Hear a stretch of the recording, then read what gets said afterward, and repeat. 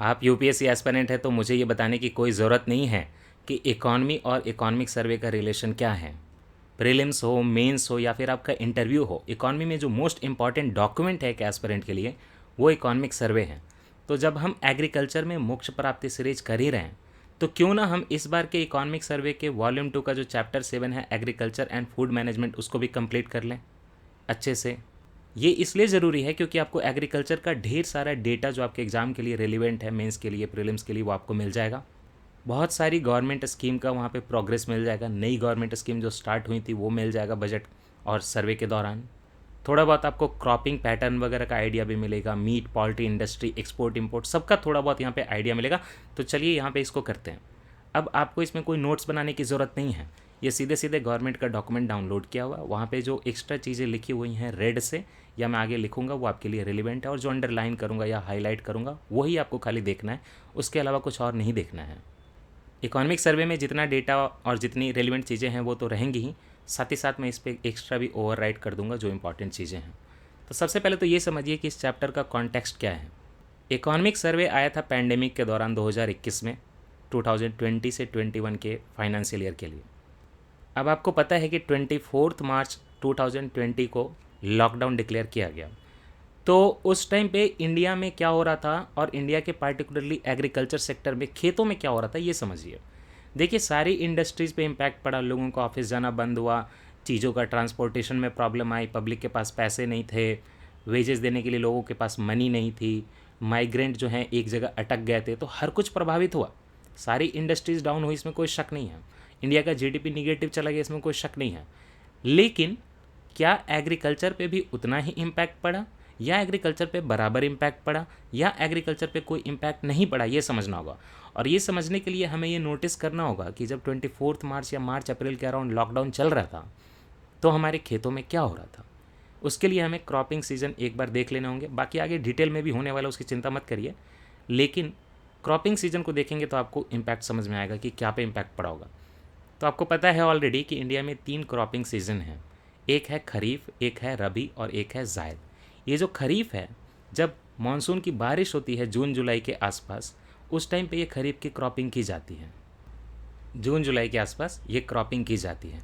और जो इसका हार्वेस्ट होता है खरीफ का, उस सितंबर अक्टूबर अराउंड जब सीजन खत्म हो जाता है तो हार्वेस्ट किया जाता है, मतलब कटाई बुआई, सॉरी कटाई की जाती है। बुआई तो आपके जून जुलाई में होगी, सॉनिंग का जो सीज़न होता है।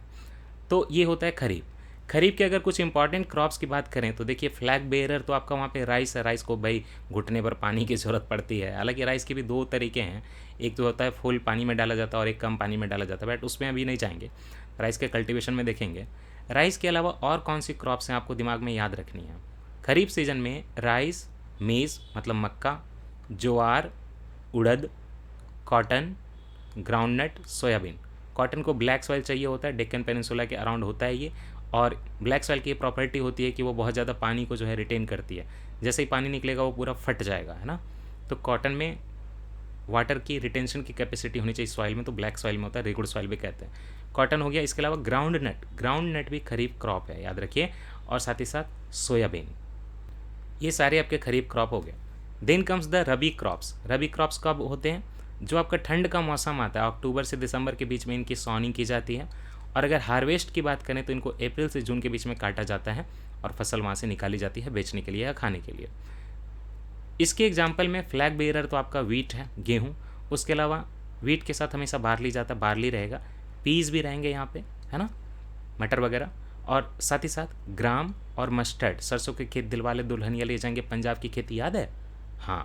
तो मस्टर्ड, ये सारे रबी क्रॉप है। और इन दोनों का जो बीच का इंटरवेनिंग पीरियड होता है, जिस टाइम पे किसान क्या करते हैं, कुछ फ्रूट्स और वेजिटेबल लगाते हैं, जैसे वाटरमेलन, मस्क मेलन, कुकुम्बर वगैरह, खीरा, ककड़ी, ये सारे जो हैं जायद फसल कही जाती हैं।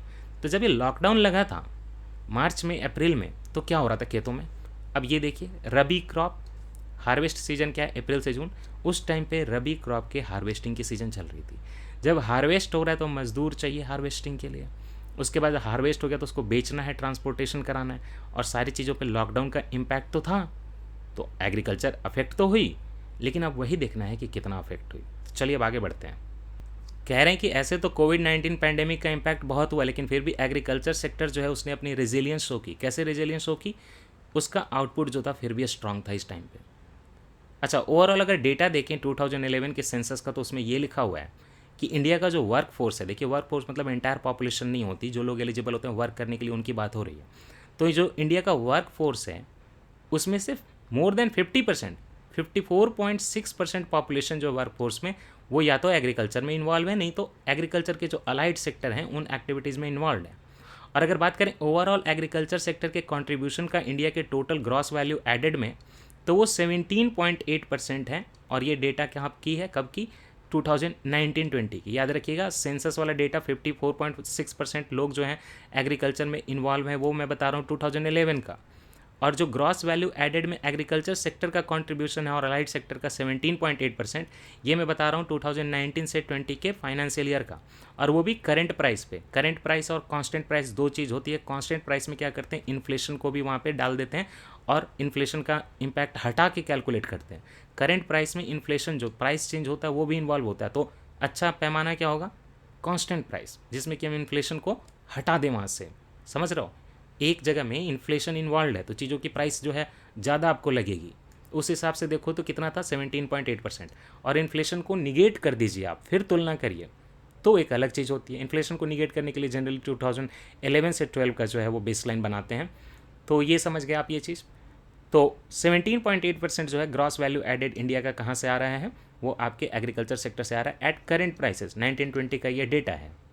तो कह रहे हैं कि ऐसा नहीं है कि एग्रीकल्चर में दिक्कतें नहीं हुई हैं। एग्रीकल्चर के लॉकडाउन से क्या हुआ था कि नॉन एग्रीकल्चर सेक्टर तो प्रभावित हुए ही थे, साथ ही साथ एग्रीकल्चर सेक्टर भी प्रभावित हुआ था। लेकिन एग्रीकल्चर सेक्टर ने फिर भी जो है रोबस्ट ग्रोथ रेट यहाँ पे शो किया था 3.4% का।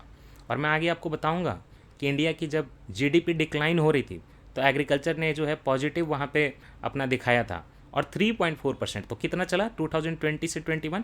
और ये देखिए, चूँकि इकोनॉमिक सर्वे का टाइम पे आता तो उस टाइम पे फर्स्ट एडवांस एस्टिमेट ही थे, रिवाइज्ड एस्टिमेट नहीं थे। इसका बाद में हुआ होगा रिवीजन वगैरह, हुआ अभी ज़्यादा ज़रूरी नहीं है।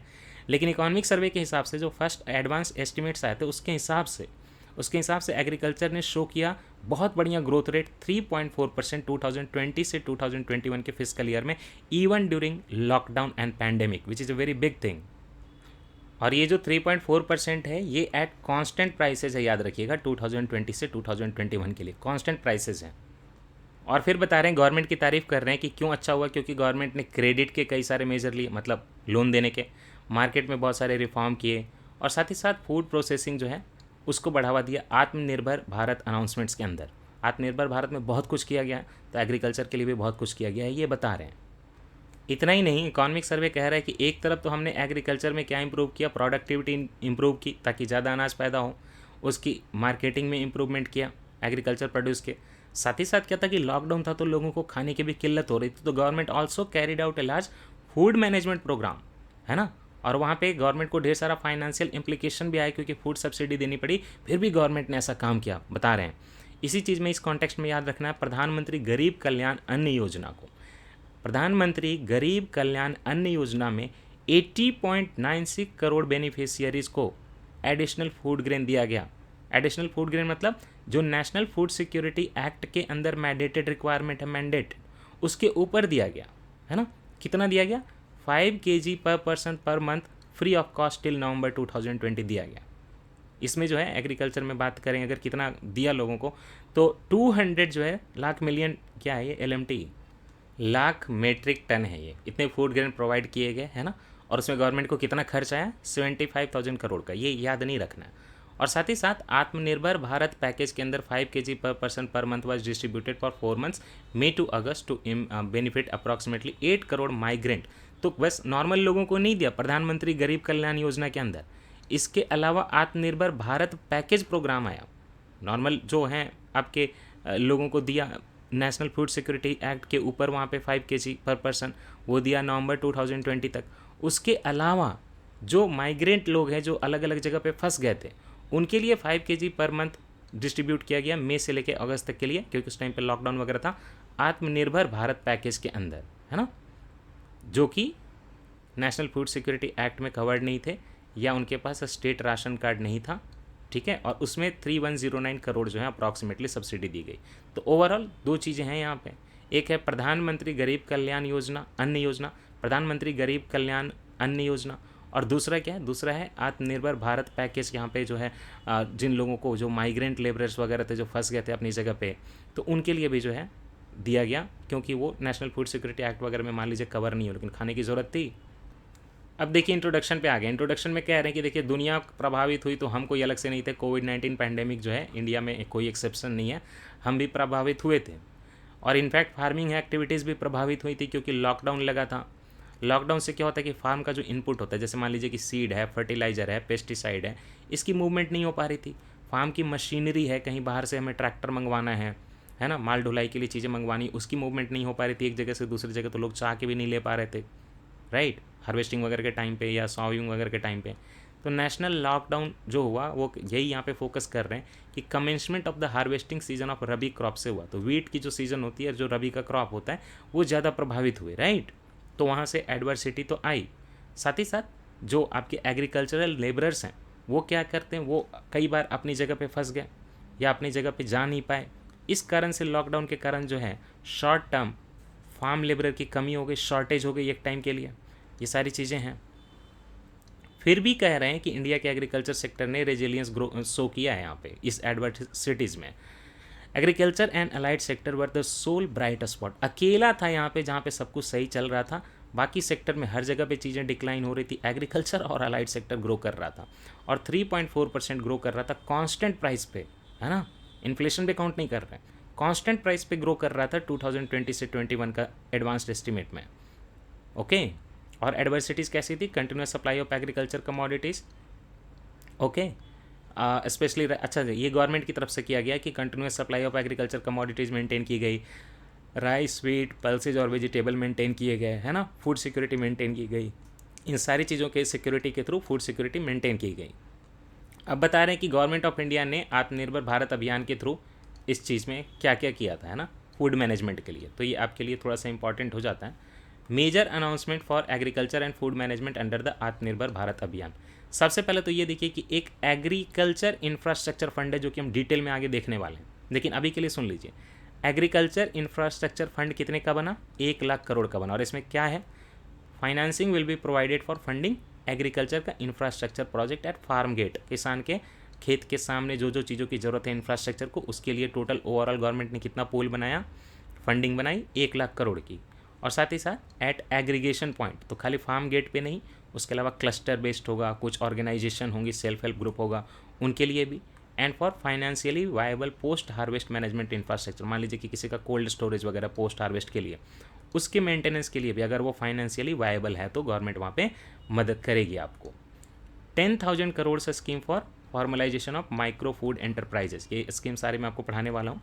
Formalisation of micro food enterprises के लिए, माइक्रो फूड एंटरप्राइजेस के लिए, फॉर्मलाइजेशन के लिए, उनके लिए, है ना, इनफॉर्मल से फॉर्मल सेक्टर में आने के लिए 2 लाख माइक्रो फूड एंटरप्राइजेज जिनको कि टेक्निकल अपग्रेडेशन की नीड थी, ताकि वो जो food security and standard authority of India act है, उसके थ्रू जो ऑर्गेनाइजेशन है FSSAI, उसके फूड स्टैंडर्ड को फॉलो करें, ताकि उनका जो है फूड मार्केट में आ सके, वो अपना ब्रांड बना सकें और उनकी मार्केटिंग सपोर्ट हो सके। उसके लिए 10,000 करोड़ कहाँ डाला गया, formalisation of micro food enterprises scheme में।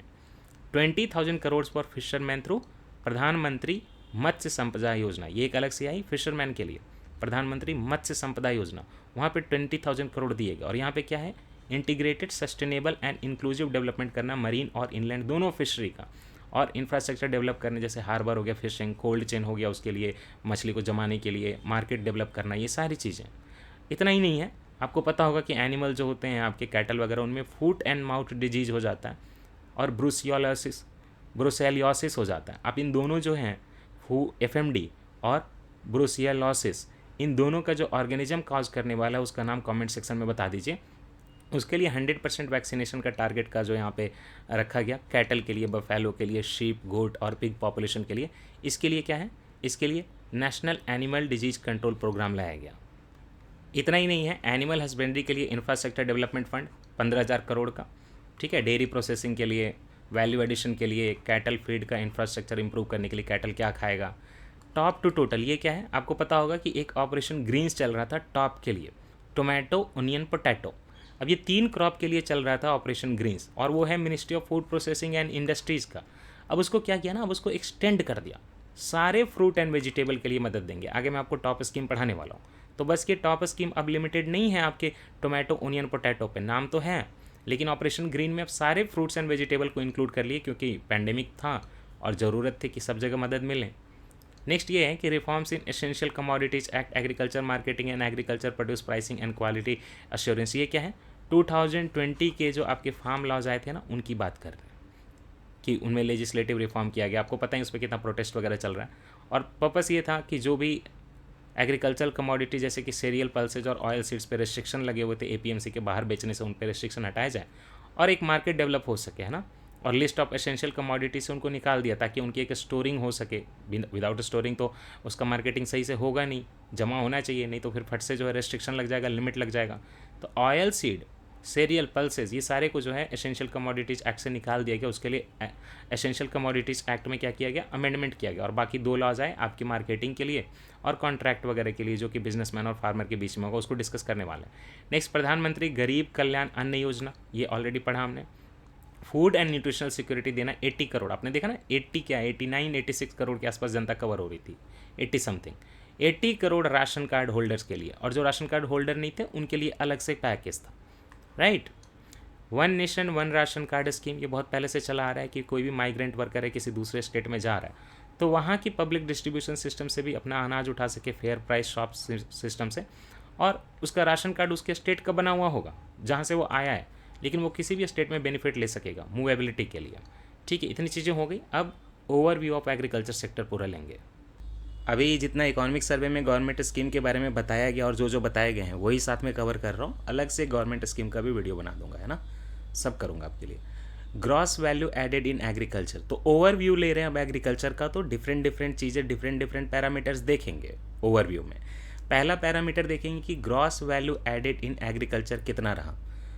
तो जो आपका प्रोविजनल एस्टीमेट आया था इस टाइम पे 29 मई 2020 का सेंट्रल स्टैटिस्टिकल ऑफिस का था, तो उनका कहना था कि कंट्री का जितना टोटल ग्रॉस वैल्यू एडेड है उसमें एग्रीकल्चर और अलाइड सेक्टर का कितना है 17.8% 19-20 ईयर के लिए। ये हम पहले ही डिस्कस कर चुके हैं। देखिए 19-20 ईयर के लिए है, 20 to 21 नहीं, 19-20 याद रखिएगा, 19-20 तक का डेटा है तो उस टाइम पे 17.8%। और अब लास्ट 6 ईयर का यहाँ पे ट्रेंड दिया। इस ट्रेंड में आपको क्या नोटिस करना है मैंने ऑलरेडी मार्क किया हुआ है, मैं आप समझा दे रहा हूँ।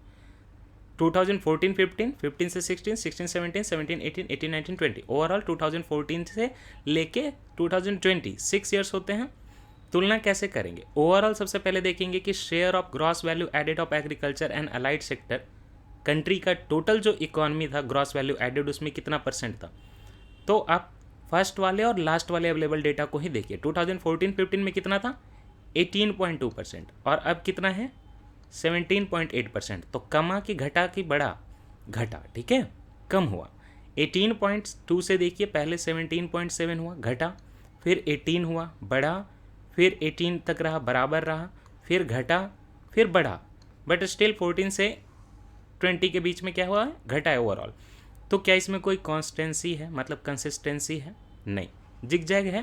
तो एग्जाम में अगर आ गया कि ग्रॉस वैल्यू एडेड एग्रीकल्चर का प्रोपोर्शन जो है ओवरऑल इकोनॉमी में कंसिस्टेंटली राइज हुआ है, तो आप क्या बोलेंगे? नहीं, रॉन्ग स्टेटमेंट। ये ट्रिक भी है, मोस्ट ऑफ द टाइम जब आपको कंसिस्टेंटली राइज या डिक्रीज बताते हैं तो वो स्टेटमेंट रॉन्ग होता है कि कहीं ना कोई चेंजेस तो आए हुए रहते हैं, डिक्रीज इंक्रीज होता ही है, जिगजैग लाइन बनती है।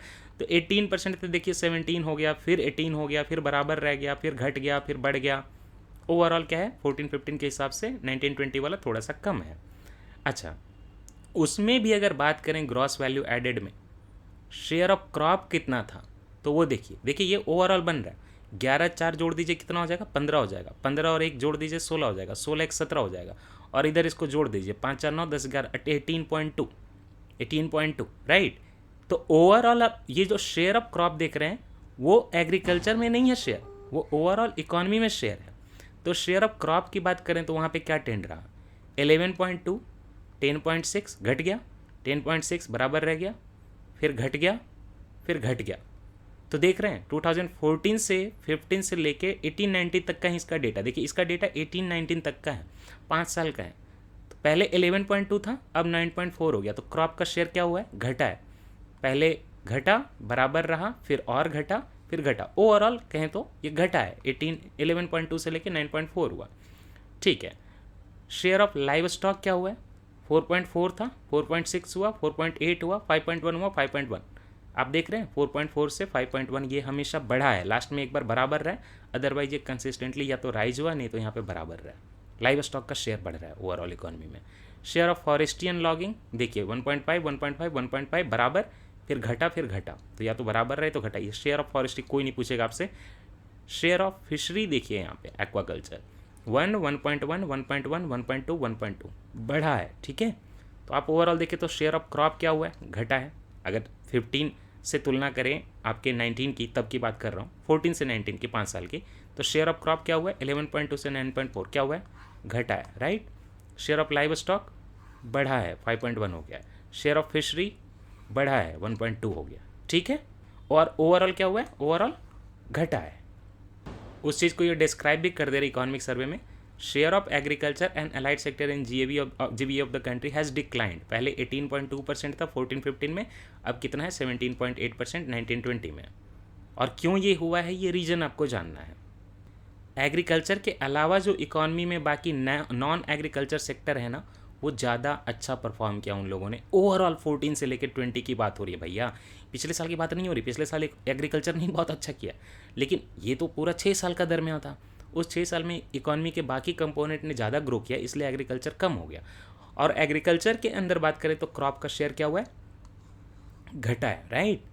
और decline in the share of crop has been overall, फिर भी देखें तो बहुत नहीं घटा। क्यों नहीं बहुत घटा, क्योंकि शेयर ऑफ लाइव स्टॉक बढ़ा है और फिशरी सेक्टर बढ़ा है। ये टेबल आपको देखने की कोई ज़रूरत नहीं है, जितना मैंने मार्क किया उतना ही देखिए। नेक्स्ट यहाँ पे आ जाइए, growth in agriculture and allied sector. पहले तो जीवीए में शेयर पढ़ लिया, अब ग्रोथ पढ़ते हैं एग्रीकल्चर अलाइड सेक्टर में कितना हुआ। The growth in GVA of agriculture and allied sector has been fluctuating over time. तो एग्जाम में क्या आएगा, ग्रोथ इन एग्रीकल्चर जो है वो कंसिस्टेंटली बढ़ रहा है, नहीं फ्लक्चुएट हो रहा है। देखिए अब 2020-21 में अगर बात करें तो जहाँ पे इकॉनमिक कॉन्ट्रैक्ट हुई थी, यही आपको नोटिस करना, 2020 से 21 में इकॉनमिक कॉन्ट्रैक्ट हुई है, निगेटिव हुआ है जीडीपी -7.2, ग्रोथ नहीं हुआ है, जीडीपी का उत्पादन कम हो गया। कम हो गया तो पिछला नंबर ज़्यादा था, आगे वाला नंबर कम है, तो निगेटिव ग्रोथ हुई है। कितनी, -7.2%। जब इकॉनमी की कॉन्ट्रैक्शन हो रही थी, निगेटिव ग्रोथ हो रहा था, तो एग्रीकल्चर में ग्रॉस वैल्यू एडेड जो था उसमें पॉजिटिव हो रहा था 3.4%। ये देखिए, ये आपको थोड़ा ध्यान देना है। 2013 से 14 का डेटा ले रहे हैं और लास्ट में 20 to 21 तक पहुंचा दे रहे हैं एडवांस एस्टिमेट से। देखिए 13-14 में जो ऊपर पिंक वाला देख रहे हैं ना आप, पिंक वाला आपका एग्रीकल्चर का है, और नीचे जो देख रहे हैं ओवरऑल इकॉनमी का है, ग्रीन वाला, तो सॉरी रेड वाला, हाँ। तो पिंक वाला देखिए एग्रीकल्चर का कितना था। एग्रीकल्चर 13-14 में 6.1 था, फिर 7.2 हुआ, फिर 8 हुआ, फिर 8 रहा, फिर घट गया, फिर और घट गया, फिर और घट गया, और फिर और घट गया। लेकिन घटने के बावजूद भी यहाँ पे कॉन्ट्राडिक्टरी क्या है, ओवरऑल इकॉनमी माइनस में पहुंची थी पहली बार, इसने अपना पॉजिटिव मेंटेन किया हुआ।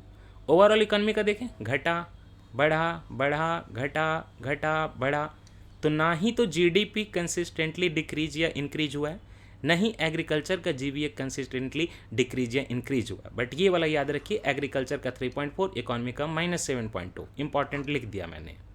अब एक चीज़ होती है कि कैपिटल फॉर्मेशन, किसी सेक्टर में कितना कैपिटल फॉर्मेशन हुआ, फिक्स्ड वैल्यू जो बड़ी चीज़ें होती हैं, तो ग्रॉस कैपिटल फॉर्मेशन देखें अगर एग्रीकल्चर और अलाइड सेक्टर में, तो हम उसकी कैसे कैलकुलेशन करेंगे, ग्रॉस वैल्यू एडेड जो होता है पूरे इकॉनमी का, उससे तुलना करके करेंगे। फ्लक्चुएट हो रहा बोल रहे हैं 13 से, एक मिनट, ये ग्राफ देखिए, बता रहे हैं कि आप अगर 13 से 14 देखें तो 13 से 14 में कितना था 17.7%, और आज को कितना है 18 से 19 का डेटा आया हुआ है 16.4%, तो घटा है ओवरऑल। लेकिन आप फ्लक्चुएशन देखिए, पहले घटा घटा, यहाँ पे डिप आया था 15 to 17 में, 15 to 16 में एक डिप आया था, बहुत मेजर डिप, 14.7 रह गया था, फिर देखिए बढ़ा, फिर देखिए कि यहाँ पे बराबर रहा, फिर बढ़ा, तो ये लाइन अगेन जिगजैग लाइन है।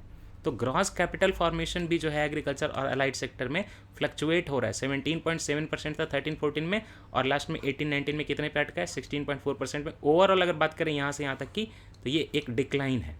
और डिप कहाँ पे आया, 14.7% कहाँ पे हुआ था, ये हुआ था 15-16 में। Important, done. अब जाइए प्रोडक्शन ऑफ क्रॉप की, तो क्या प्रोडक्शन होती है क्रॉप की। 1920 का अगर आप साल देखें तो उसका फोर्थ एडवांस एस्टिमेट का डेटा होता है, उसके हिसाब से टोटल फूड ग्रेन प्रोडक्शन की जो कंट्री थी, रिकॉर्ड हाई यहाँ पे टोटल फूड प्रोडक्शन हुआ, 296.65 मिलियन टन का प्रोडक्शन हुआ। और अगर पिछले बार से तुलना करें 18 से 19 की, हमारे पास डेटा कब का आया है, 1920 का फोर्थ एडवांस एस्टिमेट आ गया, उसमें कितना प्रोडक्शन कर रहे हैं ग्रेन का, क्रॉप का 296.65 मिलियन टन। पिछले बार से तुलना करें तो बढ़ा है कि घटा है, नहीं, पिछले बार 285.21 मिलियन टन सी था 18 से 19 में। 18 से 19 में कितना था, 285.21 मिलियन, और अब कितना हो गया 1920 में, 296.65 मिलियन। तो कितना बढ़ गया, 11.4 मिलियन। तो आपको क्या याद रखना है, 2018 से 19 के बदौलत तुलना करें तो 19 से 20 में ये बढ़ा है हमारा एग्रीकल्चर का प्रोडक्शन 19 से 20 में। और अगर हम तुलना करें पास्ट 5 ईयर का एवरेज निकालें, 14 से लेकर 19 का कैलकुलेशन करें तो एवरेज कितना हो रहा है, 269.78 मिलियन टन्स हो रहा है ना। ये जो ब्लैक वाला है वो राइस का है और जो ग्रीन वाला है वो वीट का। आप हमेशा देखिए राइस का प्रोडक्शन ज़्यादा होता है, ग्रीन वीट का कम होता है। इनफैक्ट 1920 में भी वही चीज़ें मेंटेन रही हैं, है ना। तो कंसिस्टेंटली 15 से 16 से लेकर 1920 के बीच में राइस का प्रोडक्शन ज़्यादा हो। ऑब्वियसली राइस के स्टेट ज़्यादा है, खरीफ क्रॉप है, monsoon dependent rain fade agriculture है, तो राइस का प्रोडक्शन ज़्यादा हुआ है ना।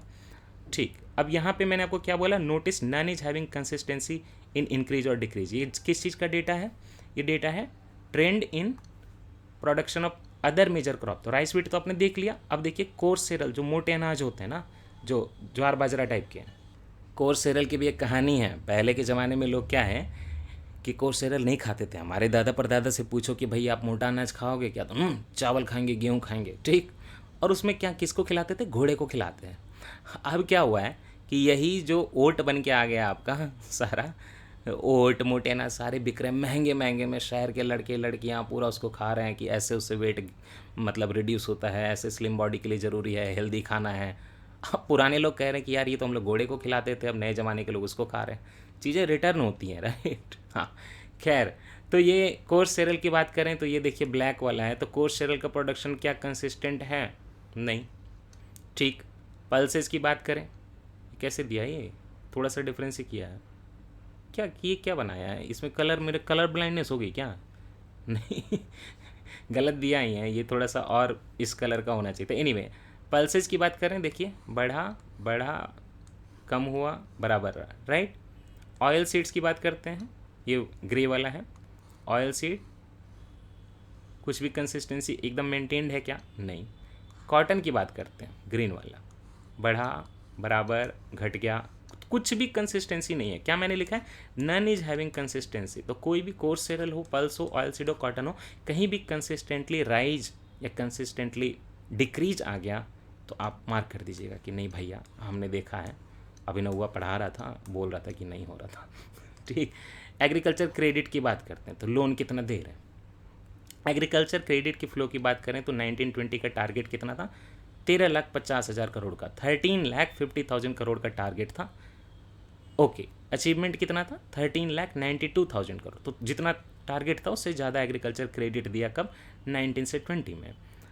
2020 से 21 का टारगेट कितना फिक्स किया गया था, 15 लाख करोड़, 15 लाख करोड़, ठीक है, थोड़ा बढ़ाया गया।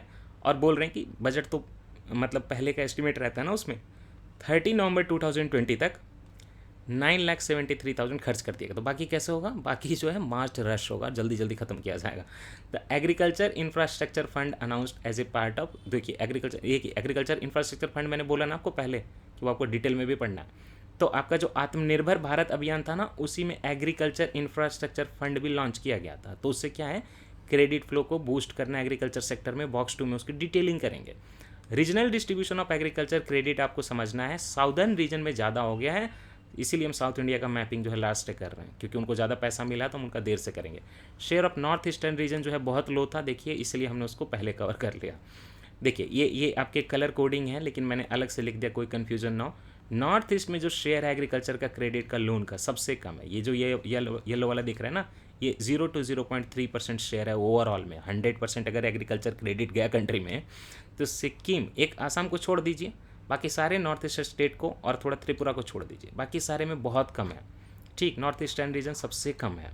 उसके बाद ईस्टर्न रीजन है। ईस्टर्न रीजन एक सेकेंड, एक और है क्या? हाँ, नहीं, उससे उससे कम और एक रीजन, उससे कम ये रीजन है, जम्मू कश्मीर, लद्दाख, हिमाचल प्रदेश, उत्तराखंड, झारखंड और त्रिपुरा। यहाँ पे जो है लो हुआ है, नॉर्थ ईस्ट में वेरी लो हुआ है। लेकिन आसाम में, वेस्ट बंगाल में, बिहार में, तेलंगाना में, और ये सॉरी तेलंगाना में, छत्तीसगढ़ में, उड़ीसा में, पंजाब में, हरियाणा में यहाँ पे मॉडरेट हुआ है, राइट, मॉडरेट लिखा मैंने उसको। और ये पूरा का पूरा जो आप देख रहे हैं, एक मिनट, हाँ, ये जो पूरा ब्लू वाला एरिया देख रहे हैं यहाँ पे गुड हुआ है। इसमें उत्तर प्रदेश है, राजस्थान है, गुजरात है, मध्य प्रदेश है, और आपका ये महाराष्ट्र है, और साथ ही साथ आपका कर्नाटक और ये केरल है। यहाँ पे क्या है, यहाँ पे गुड हुआ है। अच्छा, गोवा में भी वेरी लो वाले कंडीशन में आएगा, ये येलो वाला, just like north eastern region. इसका कारण है जो छोटा स्टेट है उसकी तो क्रॉप वाली जो एरिया ही कम है, तो वहाँ पे तो कम जाएगा ना, ये रीजन है एक्चुअली, और कोई भेदभाव नहीं है। यहाँ पे देखिए आपका आंध्र प्रदेश और आपका जो तमिलनाडु है ना, यहाँ पे बहुत ज़्यादा गया है लोन, बहुत ज़्यादा गया। ओवरऑल साउथ का पूरा पूरा ही लो गया, मतलब बहुत ज़्यादा गया, सॉरी बहुत ज़्यादा गया, हाँ, ओवरऑल साउथ में ही पूरा ज़्यादा गया। तो उसका डेटा भी इन्होंने दिया हुआ है, बता रहे हैं कि 2020-21 के फाइनेंशियल ईयर में टोटल डिसबर्समेंट जो था उसमें शेयर साउदर्न रीजन का कितना था, 40% अकेले साउदर्न रीजन का था। और बात करें नॉर्थ ईस्टर्न रीजन की, तो वहाँ पे कितना था, बस 2%। और इसके पीछे जो है रीजन बताया है कि नॉर्थ ईस्ट में कल्टिवेबल एरिया है ही कितना, पहाड़ियाँ भरी पड़ी हैं। Only 2.4% of the total gross capital cultivated area of the country है, तो 2.474% ही है। तो वहाँ पे एग्रीकल्चर क्रेडिट भी कम जाए। आपको तो पहले नॉर्थ ईस्ट पढ़ा ही दिया मैंने, खेती कहाँ होती है वहाँ पे, तो झूम कल्टिवेशन वगैरह बहुत हद तक चलती है। मोर ओवर कम्युनिटी ओनरशिप, और एक बात है कि ट्राइबल एरिया है तो क्या होता है कि लैंड की कम्युनिटी ओनरशिप होती है, एक इंसान के नाम पे नहीं होता। अब एक इंसान के नाम पे नहीं होता तो लोन नहीं मिल पाता। साथ ही साथ these two factors affected the intake of किसान क्रेडिट कार्ड नहीं मिल पा रहा, किसान क्रेडिट कार्ड का लोन नहीं मिल पा रहा, क्योंकि एक व्यक्ति के नाम पे जो एग्रीकल्चर लैंड कम है, कम्युनिटी पे है, राइट। लैंड डॉक्यूमेंट की कमी है, क्योंकि लैंड डॉक्यूमेंट रहेगा आपको तभी किसान क्रेडिट कार्ड से लोन मिलेगा। The credit disbursement in agriculture sector is in fact positively related to gross crop. तो बोल रहे हैं कि आप ऐसा मत सोचिए कि क्यों हम भेदभाव कर रहे हैं, ग्रॉस क्रॉप्ड एरिया और क्रेडिट डिसबर्समेंट के बीच में एक सीधा प्रोपोर्शनल रिलेशन है। आपको पढ़ना है नहीं, बस इतना जान लीजिए कि ये प्रोपोर्शनेटली रिलेटेड है, तो कोई यहाँ पे डिस्क्रिमिनेशन नहीं है, कोई ऐसा ना सोचे। जितना आपका एरिया रहता है उतना आपको मिल जाता है। अब जो स्कीम पढ़ानी है यहाँ पे वो है एग्रीकल्चर इंफ्रास्ट्रक्चर फंड, जिसकी तब से बात कर रहा था। तो देखिए फाइनेंस मिनिस्टर ने 15 मई 2020 को ये अनाउंस किया था कि 1 लाख करोड़, पहले भी अमाउंट देखा था, एग्रीकल्चर इंफ्रास्ट्रक्चर फंड इस्टेब्लिश करेंगे। फार्म गेट इंफ्रास्ट्रक्चर तो देंगे ही फार्मर को, साथ ही साथ और भी कुछ करेंगे। Accordingly central sector scheme for financing facility under agriculture infrastructure fund was formally launch by the prime minister ने फाइनली इसको 9 अगस्त 2020 को लॉन्च किया था। देखिए सेंट्रल सेक्टर स्कीम है, कब से कब तक चलेगा, 2020-21 का फाइनेंशियल ईयर से लेकर 30 तक, मतलब 10 साल का स्कीम है। The scheme provides for medium to long term financing debt finance. तो क्या दे रहा है, शॉर्ट टर्म दे रहा है क्या, नहीं, मीडियम टर्म और long term debt financing facility है वायबल प्रोजेक्ट में, पोस्ट हार्वेस्ट मैनेजमेंट इंफ्रास्ट्रक्चर के लिए, कम्युनिटी फार्मिंग एसेट्स के लिए, अगर उसकी कीमत जो है मतलब 1 लाख करोड़ तक, एक second, assets under the scheme 1 lakh crore will be provided by banks and, कहाँ से आ गई, बैंक्स एंड फाइनेंशियल इंस्टीट्यूशन से आएगा, है ना, as loans to primary agriculture credit societies, होते हैं गाँव में ना कोऑपरेटिव टाइप के प्राइमरी एग्रीकल्चर क्रेडिट सोसाइटीज़, उसके थ्रू दिया जाएगा, मार्केटिंग कोऑपरेटिव सोसाइटीज़ के थ्रू दिया जाएगा, बैंक के थ्रू दिया जाएगा, फार्मर प्रोड्यूसर ऑर्गेनाइजेशन के थ्रू दिया जाएगा, सेल्फ हेल्प ग्रुप के थ्रू दिया जाएगा, सॉरी बैंक के थ्रू दिया जाएगा, और फाइनेंशियल इंस्टीट्यूशन के थ्रू किसको दिया जाएगा, PACS marketing cooperative society, farmer producer organisation, self help group को, फार्मर को इंडिविजुअली, जॉइंट लायबिलिटी ग्रुप्स को, मल्टीपर्पज़ कोऑपरेटिव सोसाइटीज़ को, एग्री एंटरप्रेन्योर्स जो बिजनेस चला रहे नया, स्टार्टअप्स को, central sector agency, central state agency को, या फिर लोकल बॉडी जो है पब्लिक प्राइवेट पार्टनरशिप में प्रोजेक्ट कोई कर रही है, तो उन सारे लोगों को बैंक के थ्रू 1 लाख करोड़ अवेलेबल कराए जाएंगे। और क्या है, इसमें जो जितना भी लोन दिया जाएगा उस पर इंटरेस्ट सबवेंशन देंगी गवर्नमेंट, कितना 3% पर annum, up to a limit of 2 crore तक आपको देगी, लेकिन 3% का इंटरेस्ट सबवेंशन देगी। This subvention will be available for a maximum period of 7 years. तो स्कीम चल रही 10 साल, लेकिन इंटरेस्ट सबवेंशन जो 3% का वो आपको 7 साल तक एप्लीकेबल होगा। साथ ही साथ क्रेडिट गारंटी कवरेज भी अवेलेबल कराया जाएगा, जो भी एलिजिबल बोरोवर्स होंगे कि क्रेडिट गारंटी आपको रहे from this financing facility under credit guarantee fund trust for micro and small medium enterprises. ये अलग से एक ट्रस्ट है, CGTMCE credit guarantee fund trust for micro and small enterprises. वहाँ पे 2 करोड़ के लोन तक आपको क्रेडिट गारंटी दी जाएगी। इसके लिए एमओयू जो है 12 पब्लिक सेक्टर बैंक और 11 प्राइवेट सेक्टर बैंक ने साइन कर लिया है, और department of agriculture and cooperative and farmer welfare के साथ, ये तो आपको ऑलरेडी पता है। और 299 करोड़ जो है यहाँ पे नाबार्ड ने सैंक्शन कर भी दिया है प्राइमरी एग्रीकल्चर क्रेडिट सोसाइटीज़ को, जो कि आपको याद रखने की ज़रूरत नहीं है। तो इतना हो गया, राइट। अब नीचे चलते हैं इसके। अब इंटरनेशनल ट्रेड देखते हैं एग्रीकल्चर कमोडिटीज़ में। 1920 में इंडिया का एग्रीकल्चर और अलाइड एक्सपोर्ट की बात करें तो टोटल हमने कितना किया export, India's agriculture and allied export कितना हुआ 252,000 करोड़ का। मेजर एक्सपोर्ट डेस्टिनेशन कौन थी आपको याद रखने हैं, USA, Saudi Arabia, Iran, Nepal और बांग्लादेश। तो पड़ोसी में दो हो गए, नेपाल और बांग्लादेश। यूएसए का दुश्मन ईरान, ये दोनों आ गए, और एक साथ में सऊदी अरबिया भी आ गया। तो दो हो गए, यूएसए और सऊदी अरबिया दोस्त, एक ईरान उनका दुश्मन हो गया, और नेपाल और बांग्लादेश बगल से हो गया। श्रीलंका नहीं है, फोकस करिएगा टॉप 5 में। अब टॉप एग्रीकल्चर और रिलेटेड प्रोडक्ट्स इंडिया से जा क्या रहे हैं, तो देखिए मैंने आपको पहले बताया कि फिशरी सेक्टर को बढ़ रहा है, ग्रॉस वैल्यू एडेड में, तो उसका एक्सपोर्ट भी बढ़ रहा है। मरीन प्रोडक्ट्स, बासमती राइस, इसके टैग के लिए हम लड़ाई भी कर रहे हैं कि ब्रिटेन में हमें ही मंजूरी मिले, पाकिस्तान को नहीं मिले बासमती राइस का टैग। यहाँ पे लिखा हुआ बफेलो मीट, ये क्यों है आपको पता होना चाहिए कि काऊ का जो एक्सपोर्ट है मीट का वो अलाउड नहीं है, ठीक है, लेकिन बफेलो का, भैंसा का अलाउड है। बफेलो मीट है, स्पाइसेस हैं, बस बासमती राइस नहीं है, नॉन बासमती राइस भी है, रॉ कॉटन भी जाता है। Oil meals, I don't know what is that, but oil meal कुछ होगा, ऑयल से बना हुआ मील होगा कुछ। शुगर, कैस्टर ऑयल और टी का भी हम लोग एक्सपोर्ट करते हैं। देखिए इंडिया जो है इसमें लीडिंग पोजीशन ऑक्यूपाई करती है, इन सारी चीज़ों में बहुत अच्छा चल रहा है इंडिया का। लेकिन ओवरऑल वर्ल्ड में एग्री ट्रेड कितना हो रहा है आवाजाही, उसमें इंडिया का जो ना एक्सपोर्ट बास्केट में ओनली 2.5% है। तो ये बीपीएससी में कभी पूछा था कि इंडिया जो है ओवरऑल वर्ल्ड में जितना एक्सपोर्ट होता है आपके एग्रीकल्चर कमोडिटीज़ का, तो उसमें कितना कंट्रीब्यूट करती है। यूपीएससी भी पूछ सकता है आपको परसेंटेज का रेंज वेंज देके, तो 2.5% ओनली है ना, कुछ खास अच्छा नहीं है।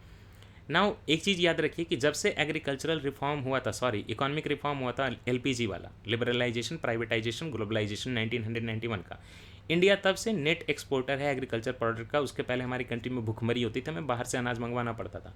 लेकिन 1991 के एलपीजी रिफॉर्म के बाद तो हम एग्रीकल्चर प्रोडक्ट के तब से लगातार हम लोग जो है एक्सपोर्टर रहे, नेट एक्सपोर्टर याद रखिएगा, इंपोर्टर नहीं। तो ये चीज़ दिमाग में रहनी चाहिए।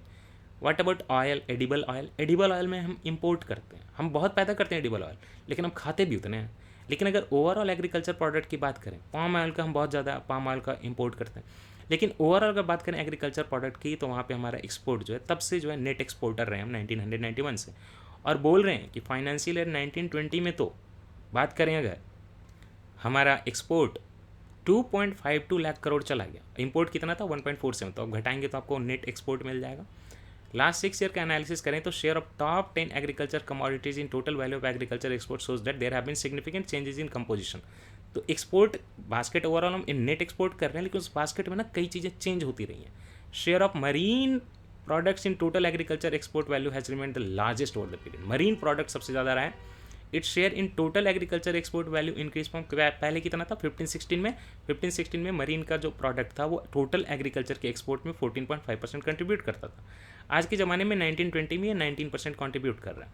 बासमती राइस की बात करें तो इसमें भी जो है आपका इंक्रीज हुआ इस पीरियड में। अदर कमोडिटीज़ जो है इंक्रीजिंग ट्रेंड जिनमें दिखा है वो नॉन बासमती राइस है, स्पाइसेज हैं और शुगर हैं। और बाकी जो बफेलो मीट है, रॉ कॉटन है, उनका जो है धीरे धीरे एक्सपोर्ट ओवरऑल एक्सपोर्ट के बास्केट में कम हुआ है। कस्टर्ड ऑयल और टी जो है वो भी हैं लेस स्टेबल रहे हैं, कोई खास घटा बढ़ा नहीं है। ये उसका यहाँ पे चार्ट है, आपको देखने की ज़रूरत नहीं क्योंकि ऊपर समझा दिए। ये चार्ट कॉम्प्लिकेटेड है, इसको देखने की कोई ज़रूरत नहीं है। मिनिमम सपोर्ट प्राइस पे अगर बात करें तो गवर्नमेंट का क्या रवैया चल रहा है। बजट 2018-19 में मोदी गवर्नमेंट ने ये बोला था कि जो मिनिमम सपोर्ट प्राइस देंगे वो जितना भी कॉस्ट ऑफ प्रोडक्शन हो गया, इसमें पिछले वाले लेक्चर में आपको पढ़ाया था कि डिफरेंट टाइप ऑफ मेजरमेंट होते हैं, A2FL वगैरह वगैरह, स्वामीनाथन कमेटी। तो यहाँ पे बजट 2019 में गवर्नमेंट ने ये बोला था कि हम लोग जितना भी कॉस्ट ऑफ प्रोडक्शन उसका 1.5 टाइम्स जो है लोगों को MSP देंगे।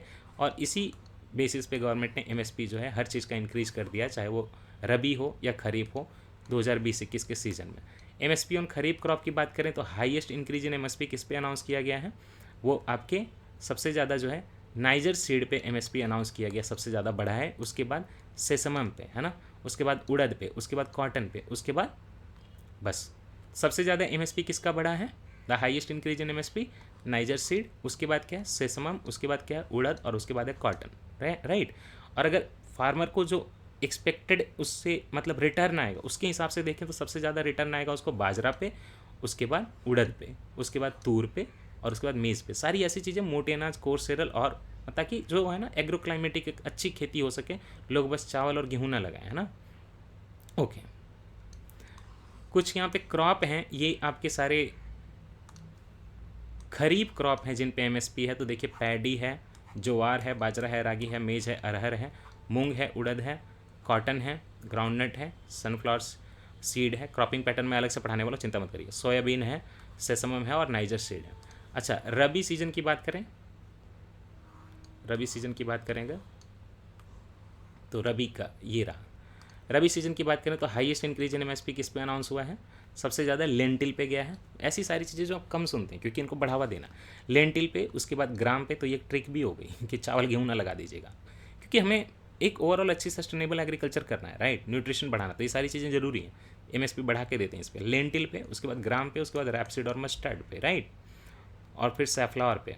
बार्ली एंड वीट इंक्रीज है, वो बताया हुआ कितना है।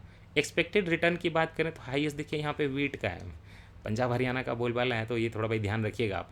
उसके बाद एक्सपेक्टेड रिटर्न जो है हाईएस्ट वो रैपसीड और मस्टर्ड का है, फिर उसके बाद ग्राम लेंटिल का है, बार्ली वगैरह का भी यहाँ पे कुछ दिया हुआ है, सैफ्लावर का भी दिया हुआ। तो अब यहाँ पे देखिए ओवरऑल क्या बोल रहे हैं, differential in remuneration is aimed at encouraging crop diversification. तो ये आप याद रखिए कॉन्सेप्चुअल की क्रॉप डाइवर्सिफिकेशन के लिए किया जाता है। यहाँ पे बड़ा प्यारा सा चार्ट बना हुआ है, राइट, वीट, बार्ली, ग्राम, मसूर, रैपसीड, सैफ्लावर, ये सारे जो हैं आपके खरीफ सीजन के ऐसे, सॉरी रबी सीजन के ऐसे क्रॉप है जिन पे एमएसपी दी जाती है। ठीक, घट बढ़ सब कुछ हो रहा है, राइट, तो कुछ ऐसा कंसिस्टेंसी नहीं है। क्रॉप इंश्योरेंस की बात कर लेते हैं। क्रॉप इंश्योरेंस, जब क्रॉप इंश्योरेंस की बात चलेगी तो बात चलेगी सबसे पहले प्रधानमंत्री फसल बीमा योजना की।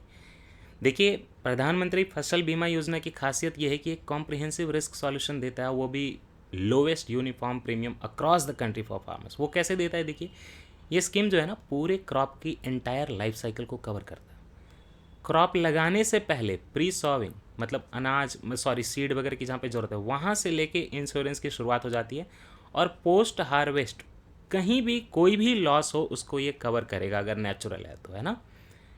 Out of prevented sowing and mid season adversities, losing arising out of prevented sowing, किसी कारण से खेती नहीं लग पाई, सॉविंग नहीं हो पाई, तो उसके लिए भी इंश्योरेंस है। मिड सीजन में कुछ बारिश हो गई या फ्लड आ गया या नहीं बारिश हुई, उसके लिए भी इंश्योरेंस है। इंडिविजुअल एक जो फार्मर है उसका लॉस जो है लोकल कैलामिटीज आ जाए, मान लीजिए कि बिजली चमक के गिर जाए या फिर ओले गिर जाए, सबको कवर करेगा। साथ ही साथ पोस्ट हार्वेस्ट लॉसेज, है ना, वहाँ पे हार्वेस्ट करके किसान ने काट के फसल रखी थी, उस पर क्या हो गया कि बाढ़ आ गई, इनंडेशन हो गया, क्लाउड बस्ट हो गया, नेचुरल फायर तक को कवर करता है ये। और एवरेज सम इंश्योर्ड पर हेक्टेयर कितना हो गया है, 15,100 था पहले, अब पर हेक्टेयर जो एवरेज सम इंश्योरेंस इसमें आ गई है वो 40,000, एक सेकेंड, हैज इंक्रीज फ्रॉम 51,000 से 40,700 रुपये आ चुका है पर हेक्टेयर। मतलब ज़्यादा से ज़्यादा लोग इंश्योरेंस करवा रहे हैं ना। The scheme completed 5 successful years of implementation और 13 जनवरी 2021, काफ़ी पहले आई थी, इसके अब 5 साल पूरे हो गए 2021 में। काफ़ी एक ये पॉपुलर स्कीम आपके लिए, ठीक है। As an endeavour to constantly improve the scheme, क्या किया गया, ये स्कीम को फार्मर्स के लिए अब वॉलंटरी बोल दिया गया, was made voluntary for all farmers, कोई भी चाहे तो इस पर रजिस्टर कर सकता है। उसके लिए रिवैम्पिंग की गई थी 2020 में। साथ ही साथ स्टेट्स को ये फ्लेक्सिबिलिटी दी गई है कि वो रैशनलाइज करें इंश्योरेंस सम को, उतना हो कि फार्मर को बेनिफिट हो सके, एडिक्वेट बेनिफिट हो सके, स्टेट चाहे तो उसको रैशनलाइज करें। द स्कीम कवर्स अभी कितना डेटा है, 5.5 crore farmer applications year on year, हर साल वो इंश्योरेंस कराने आते हैं। और जनवरी 2021 का डेटा देखिए तो 90,000 crore have already been paid under the scheme to the farmers as an insurance. इसके लिए आधार शेडिंग की गई है ताकि सही से स्कीम का इम्प्लीमेंटेशन हो, सेटलमेंट डायरेक्टली जो है फार्मर के अकाउंट में चला जाए, उसमें ये इंप्रूवमेंट्स की गई हैं। कोविड लॉकडाउन के दौरान 70 लाख फार्मर जो इससे बेनिफिट हुए और उनको इतना करोड़ रुपए जो उनके अकाउंट में ट्रांसफ़र किए गए, जो कि याद रखने की कोई ज़रूरत नहीं है। दूसरा जो इंपॉर्टेंट स्कीम यहाँ पे है वो है प्रधानमंत्री किसान सम्मान निधि, जिसको कि हम लोग प्यार से पीएम किसान स्कीम बोलते हैं, इसको 2019 में लॉन्च किया गया था। इसमें इनकम सपोर्ट दिया जाता है लैंड होल्डिंग फार्मर्स को। याद रखिए कि ऑल लैंड होल्डर्स फार्मर को, यहीं पे आपको नोटिस करना है अक्रॉस द कंट्री, जिनके पास कल्टिवेबल लैंड है ना। कुछ सर्टेन एक्सक्लूजन्स भी हैं इसमें। इस स्कीम में अमाउंट कितना दिया जाएगा, टोटल साल भर साल जो है आपको 6,000 दिया जाएगा, लेकिन एक बार में नहीं, इंस्टॉलमेंट दिए जाएंगे 2,000 के आपको 3 बार, ऐसे करके आपको 6,000 दिया जाएगा, डायरेक्टली बैंक अकाउंट में ट्रांसफर कर दिया जाएगा आपके, है ना, पीएम किसान में। याद रखिएगा, लैंड होल्डिंग पीपल के लिए, कल्टिवेबल लैंड जिसके पास है। Ever since this scheme started, ये जो है आपका स्कीम की स्टार्टिंग हुई थी 25 दिसंबर, वाजपेयी जी के जन्मदिन के दिन हुई थी 25 दिसंबर 2020 पे। अब इसमें 1.1 लाख करोड़ जो हैं फार्मर इसके अंदर कवर हो चुके हैं। एन अमाउंट ऑफ 18,000 करोड़ जो है ऑलरेडी बैंक में डिपॉजिट कर दिया गया है। 9 करोड़ फार्मर फैमिली जो हैं इसमें दिसंबर 2020 में, एक second, ever since the scheme started more than 1.1 lakh crore have reach the amount of farmers. Okay, ये अमाउंट था, सॉरी, 1.1 लाख करोड़। और इसमें देखिए कि 9 करोड़ फैमिलीज़ को जो इसमें बेनिफिट हो रहा है 2020 तक, in the 7th instalment of financial benefit under the scheme. 7th instalment चला दिसंबर के 2020 तक। अब ये हो गया एग्रीकल्चर सेक्टर। अब अलाइड सेक्टर में चले आते हैं। अलाइड सेक्टर वो दूसरी मिनिस्ट्री वाला, animal husbandry, dairying and fisheries वाला, जो नई मिनिस्ट्री बनी है। अगर लाइव स्टॉक सेक्टर की बात करें तो ये पूरे इस एग्रीकल्चर के सब सेक्टर में बहुत इंपॉर्टेंट है। इसका ग्रोथ कितना हो रहा है ना, एनुअल ग्रोथ कितना रेट है इसका, 8.24% है। अगर 2014-15 से लेके 18-19 का बीच का हिसाब निकालें तो 8.24% से ये ग्रो हुआ है। और नेशनल जो आपका अकाउंट्स स्टैटिस्टिक्स आए 2020 के, उसके हिसाब से लाइव स्टॉक का कंट्रीब्यूशन टोटल एग्रीकल्चर और अलाइड सेक्टर में कांस्टेंट प्राइसेस पे इंक्रीज हुआ है। 2014-15 में ये 24.3, देखिए एग्रीकल्चर के ग्रॉस वैल्यू एडेड में बोल रहा हूँ कांस्टेंट प्राइसेस पे। 14-15 में ये 24.32% था। अब लाइव स्टॉक का कितना है, 28.63% हो गया 18-19 तक, है ना। Live stock sector contributed 4.2% of the total GVA. Total GVA में भी 4.2% लाइव स्टॉक सेक्टर का अकेला हो गया, which is a big thing. अब लाइव स्टॉक की बात हो रही तो मिल्क की बात हो रही, इसमें आपको क्या याद रखना है कि इंडिया जो है वर्ल्ड का लार्जेस्ट मिल्क प्रोड्यूसर है, राइट। पॉपुलेशन बहुत है इसलिए कंजम्पशन हो जाता है, अदरवाइज इंडिया जो वर्ल्ड का लार्जेस्ट मिल्क प्रोड्यूसर है। अब इसमें आपको ट्रेंड याद रखने, डेटा याद नहीं रखना। मिल्क प्रोडक्शन जो है कंट्री में इंक्रीज हुआ है। 2014-15 में कितना था, 146 मिलियन टन, अब कितना है 198 मिलियन टन 1920 में, right. Annual growth rate of milk production कितना है 6.27% 14-15 में, और उसके बाद जो है स्टेडली इंक्रीज हुआ। तो ये याद रखना है, मिल्क प्रोडक्शन में एनुअल ग्रोथ रेट क्या हुआ, स्टेडी इंक्रीज हुआ। इसीलिए मैंने बोला ट्रेंड याद रखना है यहाँ पे, है ना। 1920 में मिल्क प्रोडक्शन इंक्रीज कितना हो चुका है 5.68% compare to the previous year. Per capita availability कितनी है कंट्री में, हर इंसान को कितना दूध मिलता है, 407 ग्राम्स पर डे मिलता है 2019-20 के हिसाब से, ठीक है। इसमें नेशनल डेयरी डेवलपमेंट बोर्ड है, जहाँ पे है वगैरह सब पढ़ा दिया पहले। उसका एस्टिमेट क्या है कि डिमांड का एस्टिमेट किया उन्होंने कि 2030 में कितना डिमांड होगा। हम बोल रहे हैं कि 2030 में हमारा डिमांड होगा 266 million metric tons of milk and milk product. तो उसके हिसाब से काम किया जाना चाहिए। रूरल सेक्टर जानिएगा कि रूरल सेक्टर जो है वहाँ पे 47% टोटल कंजम्पशन होता है, अर्बन में कम होता है क्योंकि पॉपुलेशन ज़्यादा है। पर कैपिटा अगर आप देखेंगे ना तो अर्बन में 592 मिलीलीटर है। शहर के लोग जो है पर पर्सन ज़्यादा दूध पी रहे हैं, गांव के लोग 404 ml ही पी रहे हैं पर पर्सन। लेकिन ओवरऑल चूँकि पॉपुलेशन ज़्यादा रूरल में है तो कंजम्पशन देखेंगे तो 57% रूरल में है और बाकी जो आपका कितना हो गया 43 हो गया ना, 43% अर्बन में है। लेकिन पर कैपिटा अर्बन में ज़्यादा। इसका मैंने ट्रेंड इसीलिए आपको यहाँ पे नोट करा दिया है। टोटल मिल्क प्रोडक्शन कंट्री में जो स्टेडली इंक्रीज हो रहा है, बहुत अच्छा परफॉर्मेंस है हमारा। ये हो गया। नाउ पर कैपिटा जो है अवेलेबिलिटी का भी मैंने यहाँ पे नोट डाउन करा दिया। प्रोडक्शन की बात करें ओवरऑल की कितना ज़्यादा प्रोड्यूस हो रहा है तो उत्तर प्रदेश 1 नंबर पे, राजस्थान 2 नंबर पे, मध्य प्रदेश 3 नंबर पे, ये तीनों याद रखिए। और अगर कंजम्पशन की बात करें पर कैपिटा अवेलेबिलिटी की बात करें कि लोगों के पास दूध कितना अवेलेबल है पर पर्सन, तो पंजाब की पॉपुलेशन कम है लेकिन लोग जो है थोड़ा वहाँ पे किसान समृद्ध हैं, तो पंजाब 1 नंबर पे पर कैपिटा अवेलेबिलिटी में है। उसके बाद हरियाणा है ना। और ऑल इंडिया पर कैपिटा अवेलेबिलिटी कितनी है 407। ये जो रेड वाली लाइन देख रहे हैं ना, ये ऑल इंडिया पर कैपिटा अवेलेबिलिटी है। ग्रीन वाली जो स्टेट वाइज पर कैपिटा अवेलेबिलिटी है, जिसमें कि पंजाब 1 पे, हरियाणा 2 में, और ओवरऑल प्रोडक्शन में उत्तर प्रदेश 1 नंबर पे है। उसके बाद आपका राजस्थान है और उसके बाद मध्य प्रदेश है। ठीक, डन। चलिए आगे, अब चलिए, चलो भाई तुम भी चलो। अरे नहीं चलोगे क्या, टन टन टन टन टन आ रहा, चलती है क्या, 10 अक्टूबर, okay. Livestock population and, चलिए लाइव स्टॉक का पॉपुलेशन का भी थोड़ा ले लें यहाँ पे, पॉपुलेशन प्रोडक्शन। तो यहाँ पे फूड एंड एग्रीकल्चर का स्टैट का ऑर्गेनाइजेशन का प्रोडक्शन डेटा 2019 का देखें तो इंडिया जो है एग प्रोडक्शन में, है ना, एग के प्रोडक्शन में थर्ड है हमारे पूरे वर्ल्ड में इंडिया। एग प्रोडक्शन कंट्री में क्या हुआ है, हैज़ इंक्रीज फ्रॉम 2014-15 में इतना था, बढ़ के अब देखिए उसका लगभग डबल हो गया 2019-20 में। Annual growth rate of egg production, इसीलिए एग प्रोडक्शन कितना 4 अंडे लोग खूब खा रहे हैं, प्रोडक्शन भी खूब आ रहा है क्योंकि पोल्ट्री आ गई ना। There has been a significant improvement in egg production with 10.19% growth registered. 1920 में तो 10% की ग्रोथ हो गई over the previous year. The per capita availability of egg कितना है, 86, याद रखने का बिल्कुल नहीं। Poultry production India has taken a quantum leap in the last 4 decade, 40 साल से क्वांटम लीप हो चुका है। और खास करके इसलिए आके क्योंकि पहले अनसाइंटिफिक फार्मिंग प्रैक्टिसेस होते थे, अब कमर्शियल प्रोडक्शन सिस्टम हो रहा है, state of the art technology का इंटरवेंशन हो गया है यहाँ पे, है ना। तो इससे पर कैपिटा अवेलेबिलिटी मिल्क की भी बढ़ी है, एग की भी बढ़ी है, राइट। पर capita availability of milk and egg देख लीजिए, अपवर्ड ट्रेंड है दोनों में, है ना। पर कैपिटा अवेलेबिलिटी ऑफ मिल्क कौन सा है, ये ब्लू वाली लाइन है, देखिए बढ़ती जा रही है। पर कैपिटा अवेलेबिलिटी एग देखिए, ये वाली लाइन सिल्वर वाली, ये भी बढ़ती जा रही है। सीधे सीधे इकोनॉमिक सर्वे का डेटा है। और बाकी उसकी बात करें उसी डेटा की, FAO स्टैट की 2019 की, India ranks 5th in meat production in the world. तो इंडिया वर्ल्ड में मीट प्रोडक्शन में भी 5th रैंक है। और ये भी इंक्रीज हुआ है, 14-15 में 6.7 मिलियन टन था, 8.6 मिलियन टन हो गया 1920 में। एनुअल ग्रोथ रेट जो मिल्क प्रोडक्शन की है लगभग 6% के आसपास है, जो आपको याद नहीं रखनी है। अब लाइव स्टॉक सेक्टर में भी कुछ इंटरवेंशन किए, रिसेंट इनिशिएटिव। कोविड-19 के लॉकडाउन में क्या हुआ कि मार्केट में डिमांड कम हो गई। अब चाय की दुकानें जहाँ पे भी लाइव स्टॉक के प्रोडक्ट बेच रहे हैं, जैसे पनीर मिलता है अरोड़ा पनीर में, तो दुकान ही बंद हो गई, टी स्टॉल बंद हो गए, तो चाय नहीं मिल रही, तो उनका तो मतलब सेलिंग नहीं होगी ना।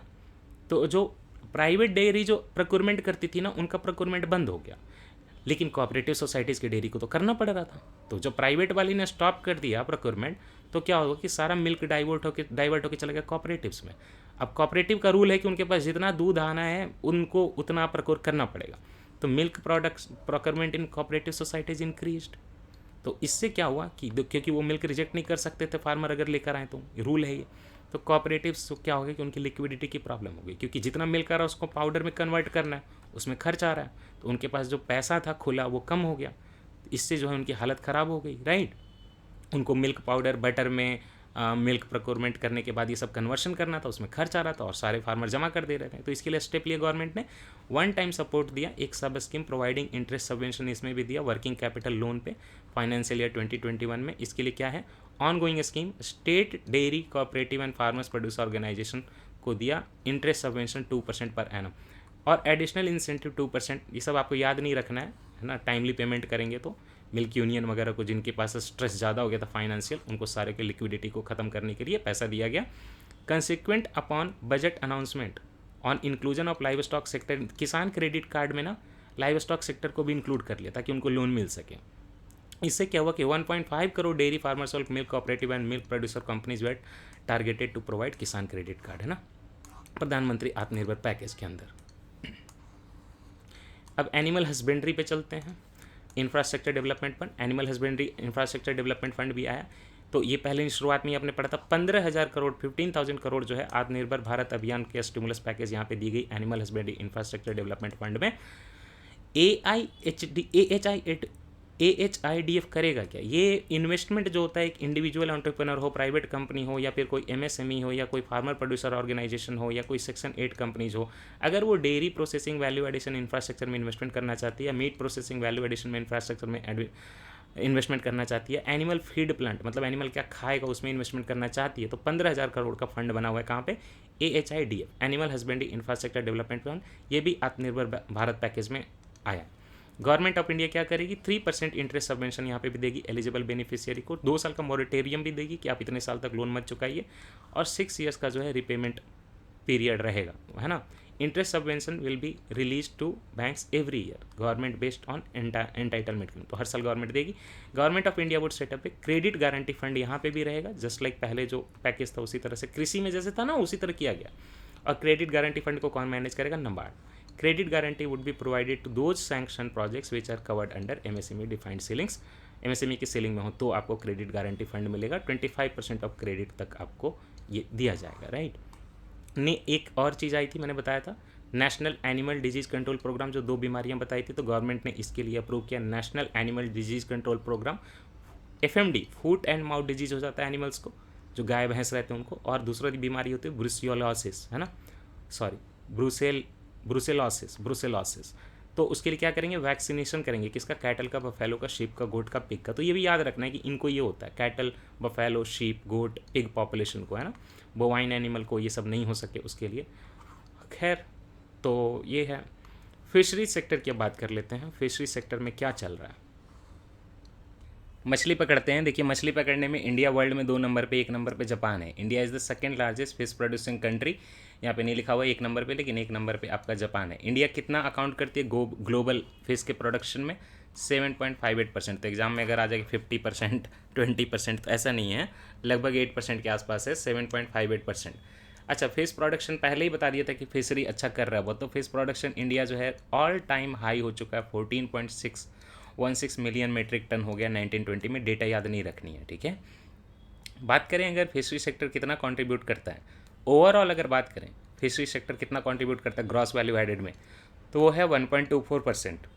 लेकिन अगर एग्रीकल्चर के ग्रॉस वैल्यू एडेड की बात करें तो उसमें फिशरी सेक्टर जो है 7.28% कंट्रीब्यूट करता है। Export of marine products stood at 12.9 lakh metric tons, और कितना वैल्यू था, 46,000 करोड़। दोनों में से कुछ याद नहीं रखना है, लेकिन एक्सपोर्ट करती है इंडिया, ये याद रखिए। लाइवलीहुड अपॉर्चुनिटी भी प्रोवाइड होता है फिशरी सेक्टर से, आपको पता ही है। 28 मिलियन पीपल जो है फिशरी सेक्टर पे डिपेंडेंट हैं इंडिया में, और ख़ास करके वो मार्जिनलाइज्ड और वल्नरेबल कम्युनिटीज़ हैं। सोशियो इकोनॉमिक डेवलपमेंट के लिए ज़रूरी है कि हम फिशरी सेक्टर पे फोकस करें। तो गवर्नमेंट ऑफ इंडिया ने किया है क्या? यस, गवर्नमेंट ऑफ इंडिया ने किया है। इसके लिए कई सारे इनिशिएटिव चलाए हैं। Centrally sponsored scheme, not central sector scheme, state government भी पैसा देगी। ब्लू रिवॉल्यूशन चला था। ब्लू रिवॉल्यूशन कब चला था? CSSBR 2015-16 में चला था, 5 सालों के लिए, है ना, 2021 में ख़त्म, मतलब 2020 में ख़त्म होने के लिए। और उसके लिए सेंट्रल जो है गवर्नमेंट इतना उस पर फाइनेंशियल अपना आउटले वगैरह कर रही थी। करना क्या था? इंटीग्रेटेड रिस्पॉन्सिबल, ऐसा नहीं कि आपको सस्टेनेबल डेवलपमेंट खत्म करके सारी फिशेज मार देनी है। होलिस्टिक डेवलपमेंट होना चाहिए, मैनेजमेंट होना चाहिए फिशरी सेक्टर का, राइट। और ये मार्च में 2020 में ख़त्म हो गया। Then government of India in October 2018 approve the establishment of dedicated fisheries and aquaculture infrastructure development fund, FIDF। इसके लिए इतना पैसा दिया, जो कि याद रखने की ज़रूरत नहीं है। याद रखिएगा, किसान क्रेडिट कार्ड जो है इनको भी दिए जा रहे हैं, फिशरमैन को और फिश फार्मर को, ताकि उनको भी जो है लोन वगैरह मिल सके। इस पोटेंशियल को रियलाइज करते हुए गवर्नमेंट ने क्या लॉन्च किया? प्रधानमंत्री, फ्लैगशिप स्कीम है प्रधानमंत्री मत्स्य संपदा योजना, 2020 के मई में लॉन्च किया गया, आत्मनिर्भर भारत पैकेज के अंदर ही। गवर्नमेंट जो है 5 ईयर के टर्म के लिए 2020-21 से लेके 2025 तक के लिए प्रधानमंत्री मत्स्य संपदा योजना में, देखिए, प्रधानमंत्री मत्स्य संपदा योजना, PMMSY, है ना, इसमें फिश प्रोडक्शन को एनहांस कितना करना है? 220 लाख मेट्रिक टन लेके जाना है 2024-25 तक। एवरेज एनुअल ग्रोथ रेट कितनी मेंटेन करनी है? 9%। इस एम्बिशियस स्कीम से जो है क्या होगा कि एक्सपोर्ट का जो अर्निंग है वो डबल करने के चांसेस हैं, और साथ ही साथ ढेर सारे फिशरी सेक्टर में हमें क्या करना है? एम्प्लॉयमेंट अपॉर्चुनिटी जनरेट करनी है 55 लाख लोगों के लिए, राइट। तो ये सारी चीज़ें हैं। और नेक्स्ट 5 ईयर्स में PMMSY further intense to increase aquaculture productivity 5 ton पर हेक्टेयर करना है, ताकि प्रोडक्टिविटी भी बढ़े। अभी कितना है? 3 टन पर हेक्टेयर है, याद रखने की कोई आवश्यकता नहीं है, रीड कर लिया बस। अभी काम करता हूँ, एग्रीकल्चर रिसर्च एंड एजुकेशन और आगे वाले जो पेजेस हैं उसको नेक्स्ट वीडियो में डाल देता हूँ। तो इस वीडियो में इतना ही, नेक्स्ट वीडियो बहुत जल्दी आ जाएगा, ठीक है। Thank you so much. इसको कवर करना इसलिए ज़रूरी है क्योंकि आपके प्री मेन सबके लिए बहुत इंपॉर्टेंट हो जाता है अलग से इकोनॉमिक सर्वे, ठीक। तो ट्रेंड वगैरह तो आप समझ ही रहे हैं, थोड़ा सा बचा हुआ उसको अगले वाले में फिनिश कर लेंगे। थैंक यू सो मच, मिलते हैं जल्दी से।